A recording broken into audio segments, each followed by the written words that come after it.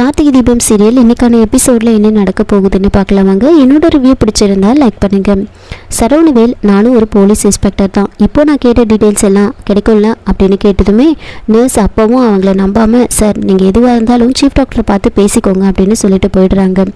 Inspector Saravanavel டீனை பார்த்து பேசி அப்போ டியூட்டி பார்த்த ஒரு 4 நர்ஸோட பேர் அட்ரஸ் எல்லாத்தையும் வாங்கிட்டு வந்து கொடுக்குறாங்க.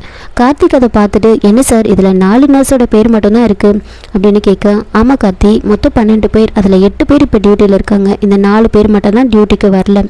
இவங்களுக்கு தான் தெரிஞ்சிருக்க வாய்ப்பு இருக்குது. அதனால் இந்த 4 பேர்கிட்ட நம்ம போயிட்டு விசாரிக்கலாம் அப்படின்னு கார்த்திக்கும் இன்ஸ்பெக்டர் சரவணவேலும் ஒவ்வொரு நர்ஸ் வீட்டுக்காக போயிட்டு தீபாவை பற்றி விசாரிச்சுட்டு இருக்காங்க.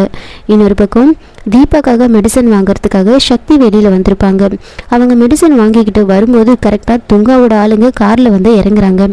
காரில் வந்து இறங்கி அவள் எங்கே தான் போயிருப்பான்னு தெரியலையே அப்படின்னு யோசிச்சுக்கிட்டு தேடிட்டுருக்க கரெக்டாக சக்தி வந்துட்டு இவங்க நம்மளை பார்க்குறதுக்கு முன்னாடியே வந்து நாம் இங்கேருந்து போயிடணும் அப்படின்னு அங்கேருந்து வரும்போது ஒரு ஒயர் வந்து அவங்க கையில் மாட்டிக்கிட்டு அவங்க மெடிசன்லாம் கீழே விழுந்துடும். கீழே விழுந்து எடுத்துகிட்டு இருக்கும் போது கரெக்டாக துங்கா வந்துட்டு சக்தியை வந்து பார்த்துருவாங்க. சக்தியை பார்த்ததுமே வந்துட்டு துங்கா வரதை பார்த்துட்டு சக்தியை வந்து ஓடுறாங்க. அப்படியே துரத்துக்கிட்டே போகிறாங்க. ஒரு இடத்துல தப்பிக்கிறதுக்கு வழியே இல்லாமல் சக்தியை அப்படியே நின்றுடுறாங்க. அப்போ துங்கா சக்தியை பிடிச்சி இழுத்துக்கிட்டு வராங்க. உனக்கு எவ்வளோ தைரியம் இருந்தால் எவனோ வேற ஒருத்தனை இங்கே வண்டியில் ஏற்றிட்டு நீ அந்த கீதாவை காப்பாற்றிருப்ப அப்படின்னு சொல்லி சக்தியை பிடிச்சி இழுத்துக்கிட்டு வராங்க. ஒழுங்காக அவள் இருக்கிற இடத்த வந்து சொல்லிடு அப்படின்னு சொல்லி சக்தியை பிடிச்சி இழுத்துட்டு வந்து காருக்குள்ளே தள்ளி, எங்கே இருக்கா முதல்ல சொல்லு, எங்கே அவளை மறைச்சி வச்சுருக்க, உண்மையை சொல்லு அப்படிலாம் கேட்க, அப்போது சக்தி வந்து சொல்கிறாங்க, நீங்கள் தப்பாக புரிஞ்சிட்ருக்கீங்க, அவங்க கீதா கிடையாது தீபா, நீங்கள் கீதான்னு தப்பாக புரிஞ்சிட்ருக்கீங்க அப்படின்னு சொல்ல, ஏய் அதெல்லாம் நாங்கள் பார்த்துக்குறோம், இப்போ சொல்ல போறியா இல்லை உன்னை நான் கொல்லட்டுமா அப்படின்லாம் வந்து மிரட்டிகிட்டு இருக்காங்க. அப்போது சக்தி வந்துட்டு நான் சொல்லிடுறேன் அப்படின்னு சொல்லிட்டு பக்கத்தில் அவங்க இன்ஜெக்ஷன் வச்சுருப்பாங்க. அந்த இன்ஜெக்ஷனை எடுத்து அந்த துங்க கால்லையே குத்திட்டு சக்தி வந்து அங்கேருந்து தப்பிச்சு வீட்டுக்கு போயிடுவாங்க. அங்கே போயிட்டு ரொம்ப டென்ஷனாக வந்து இப்படி அப்படியே நடந்துகிட்ருப்பாங்க. இன்னொரு பக்கம் கார்த்திக்கும் இன்ஸ்பெக்டர் சரவணவேலும் எல்லாருக்கிட்டையும் விசாரிச்சுட்டு கடைசியாக வந்து சக்தி நர்ஸோட வீட்டுக்கு வந்து வராங்க. அங்கே வந்து கதவை தட்டினதுமே வந்துட்டு சக்தி என்ன யோசிக்கிறாங்கன்னா, ஒருவேளை இந்த துங்காவோட ஆளுங்களாக இருக்குமோ, நம்மளை பழி வாங்கிறதுக்காக வந்துருப்பானுங்களோ அப்படின்லாம் வந்து சக்தி வந்து யோசிச்சுட்டு இருக்காங்க. ரொம்ப நேரம் கதவு தட்டினதுக்கப்புறமா சக்தி போயிட்டு கதவை திறக்கிறாங்க.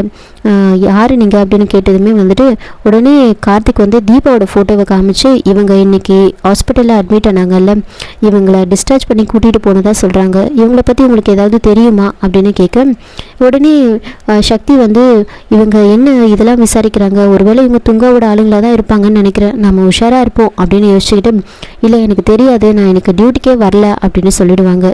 ஆமாம், ஏன் இதெல்லாம் கேட்குறீங்க அப்படின்னு கேட்கும்போது அப்போது கார்த்திக் வந்துட்டு, அதான் நீங்கள் டியூட்டிக்கே வரலன்னு சொல்லிட்டீங்களே, உங்களுக்கு எதுக்கு இதெல்லாம் அப்படின்னு சொல்லிட்டு கார்த்திக் வந்துட்டு இன்ஸ்பெக்டர் சரவணனும் அங்கேருந்து கிளம்பிடுவாங்க.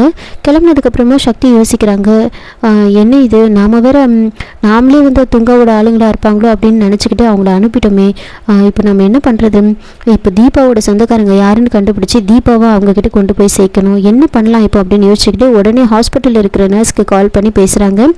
அப்போது அந்த நர்ஸ் வந்துட்டு தீபாவை தேடி வந்து இங்கே 2 பேர் வந்தாங்க, நானும் வந்து எனக்கு அதெல்லாம் தெரியாதுன்னு சொல்லி அனுப்பிட்டேன் அப்படின்னு சொல்ல, நர்ஸை வந்துட்டு இங்கேயும் தேடி வந்தாங்க அப்படின்னு சொல்கிறாங்க. சரி, இப்போ தீபாவை பற்றின டீட்டெயில்ஸை நம்ம எப்படி தெரிஞ்சுக்கிறது, ஆமாம் தீபாவை கொண்டு வந்து அட்மிட் பண்ணாங்கல்ல, அவங்களோட ஃபோன் நம்பர் இருக்கான்னு கொஞ்சம் பார்த்து சொல்லு அப்படின்னு சொல்கிறாங்க.